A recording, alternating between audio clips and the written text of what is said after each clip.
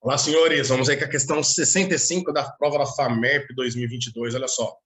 Uma pessoa e um bloco de 80 e 200 kg, respectivamente, estão posicionados no centro de uma placa de gelo uniforme e em equilíbrio, que flutua sobre a água parada e calma de um lado, conforme representado na figura. A pessoa empurra o bloco e, como consequência, esse bloco começa a deslizar para a esquerda e a pessoa para a direita. Considerando que não há forças de atrito envolvidas entre os corpos. Enquanto o bloco e a pessoa estiverem se movendo sobre a placa de gelo, e aí vem as alternativas, falando se ele fica parado, se ele começa a se mover. Então, olha só, meninos. As forças que atuam nesse sistema são o peso desse bloco, que eu vou chamar de P1, o peso da pessoa, que eu vou chamar de P2, essas forças fazem com que tanto o bloco como a pessoa tente atravessar a placa de gelo. Então, eles aplicam uma força na placa de gelo equivalente aos seus pesos e, por reação, aparece uma normal, né? Que aí é o bloco tentando empurrar a placa por reação, tenta empurrar o bloco. E a pessoa, né, o homem tentando empurrar a placa, por reação, a placa empurra o homem para nós, certo? Na vertical, são essas as forças que atuam, e elas estão em equilíbrio para nós, certo? A N1 tem o mesmo valor da peso de 1, N2 tem o mesmo valor da peso de 2. Já na horizontal, senhores, o homem empurra o bloco com a força F, que por reação faz com que esse homem seja empurrado também com a mesma força F, certo? Porém, não existe nenhuma outra relação de força atuando aqui na horizontal em relação ao bloco e à placa de gelo, ou a pessoa e a placa de gelo, e, portanto, nós não temos força horizontal atuando na placa de gelo. Então, falar que essa placa começa a se mover para a direita ou para a esquerda, isso não é verdade, pois não existe nenhuma força horizontal atuando nela. Então, a alternativa B a gente pode jogar fora, ó. Começará a se mover em relação à água para a direita. Ela não vai se mover nem para a direita nem para a esquerda. A alternativa D também. Começará a se mover em relação à água para a esquerda. A gente ficaria, então, entre a alternativa A, que fala que ela fica parada e em equilíbrio em relação à água, e na C, ela fala que afunda de um lado ou que afunda de outro lado, na alternativa E. E por que ela poderia afundar? Que olha que bacana. Se a gente pegar em relação ao centro, vou marcar em vermelhinho aqui agora, ó, em relação ao centro de massa dessa placa de gelo, ao empurrar o bloco começa a deslizar para a esquerda e no mesmo intervalo de tempo, o homem... Então, a distância entre o bloco e a posição inicial dele e a pessoa, o homem, e a posição inicial dele, eu vou chamar aqui de D1 e aqui de D2. E aí o que pode acontecer é que, obviamente, nós sabemos que esse bloco sujeito à força F, vamos colocar aqui, ó, a força F que o homem aplicou nela, pela segunda lei de Newton, esse bloco adquire uma aceleração A1. E o homem, que por reação recebe a mesma força F, ele também é acelerado para a direita, porém com uma aceleração que eu vou chamar de A2. E isso faz com que esses dois corpos se desloquem. E nós vamos poder analisar que o peso P1 em relação àquele centro de massa do bloco de gelo e o peso do homem em relação àquele centro de massa do bloco do gelo, eles vão gerar o que nós chamamos de momento de força em relação àquele ponto.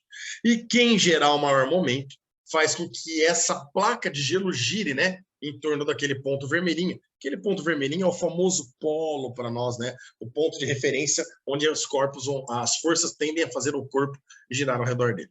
Bom, para isso, moçada, nós podemos falar que no equilíbrio eu tenho um momento gerado pela força P1, que é no sentido anti-horário, e aqui desse lado nós temos um momento gerado pela força P2, que eu vou chamar de M2, que é no sentido horário para nós. Quem tiver o maior momento, ganha. Quem tiver o maior momento acaba fazendo a placa tender a girar ou no sentido horário ou no anti-horário, fazendo ela afundar do lado do homem ou afundar do lado do bloco. Caso esses momentos sejam iguais, isso significa que a placa fica em equilíbrio. E é isso nós vamos ter que calcular. Nós vamos ter que calcular os momentos de cada uma.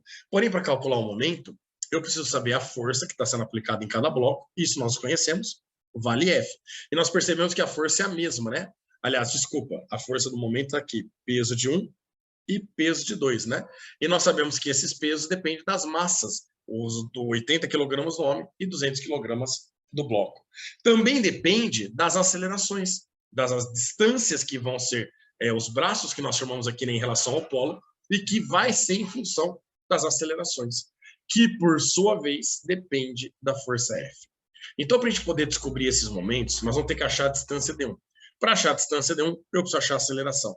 Para achar a aceleração, nós vamos trabalhar primeiro com a segunda lei de Newton. Força resultante é igual a massa vezes a aceleração. Para achar a aceleração, basta pegar a força resultante que atua no corpo e dividir pela massa dele. Ou seja, a aceleração do bloco, que é o que eu chamei de A1, vai ser a força que está atuando nele, que é F, dividido pela massa dele, que vale 200 kg. A aceleração do homem, que nós chamamos de A2, vai ser a força que atuou nele, que também é a força F, só que dividido pela massa dele, que vale 80 kg. Então, eu percebo que nós encontramos aí as acelerações em função de F. Agora, e o deslocamento D1? Eles partiram do repouso e estão acelerando. Portanto, é um move. E aí, uma das equações que nós poderíamos utilizar dentro do move é o sorvetão. ΔS é V0T mais A sobre 2T quadrado. Obviamente que em ambos, a velocidade inicial vale zero. E obviamente que em ambos, o intervalo de tempo que demora para o bloco se deslocar para um lado é o mesmo intervalo de tempo que o homem também demora para se deslocar para o outro. Então, para a gente poder achar as distâncias, nós vamos ficar com a seguinte situação. Ó. As distâncias vão ser a aceleração, que é o que nós encontramos aqui, vezes o tempo ao quadrado, dividido por 2. Esse tempo é comum para todos. Portanto, olha que bacana. A gente descobre aqui que a distância D1 é a aceleração A1, que a gente viu lá, F sobre 200, vezes o T quadrado sobre 2. E a distância D2 vai ser a aceleração A2, que é F sobre 80, vezes o T ao quadrado, também dividido por 2. Dessa forma, fica fácil agora a gente ver quem é que tem o maior momento de força aqui para nós. Lembrando que para calcular o momento de força, a gente faz a força vezes o braço. Então, para o bloco que nós estamos chamando de 1, o momento do bloco vai ser a força F1, que é o peso dele, né? O peso dele é a massa dele, que é 200, vezes a gravidade, que vale 10. Tudo isso vezes a distância D1, que nós acabamos de ver que vale F sobre 200, vezes T ao quadrado sobre 2. Esse 200 corta com 200. Pô, percebam que não vai depender do valor da massa para nós, esse momento, né? A gente cancelou a massa. E aí 10 dividido por 2, a gente chega aqui, o momento gerado pelo bloco é 5 vezes F vezes T ao quadrado. Já o momento gerado pelo homem, que nós estamos chamando de número 2, vai ser a força-peso dele, que é a massa dele, que vale 80, vezes a gravidade, a aceleração da gravidade, que vale 10, e vezes a aceleração dele, que é a distância de 2 dele, que é F sobre 80, vezes T quadrado sobre 2. De novo, 80 corta 80.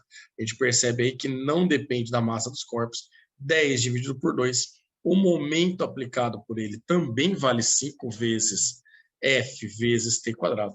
Isso garante para nós que o momento gerado pelo bloco é exatamente igual ao momento gerado pelo homem, o que garante para nós que a placa de gelo fica equilibrada. Ela fica parada e ficará parada e em equilíbrio em relação à água. Portanto, isso dá a alternativa A. A alternativa C está errado, que ele fala que afunda do lado para o qual o bloco desliza. Isso se o momento 1 fosse maior que o momento 2. E não é, são iguais. Aí também está errado porque ele fala que afunda do lado para o qual a pessoa desliza. Isso, se o momento 2 fosse maior que o momento 1, também não é. Eles são iguais. Portanto, a melhor alternativa é a alternativa A para nós. Fechou, senhores? Grande abraço a todos e até a próxima.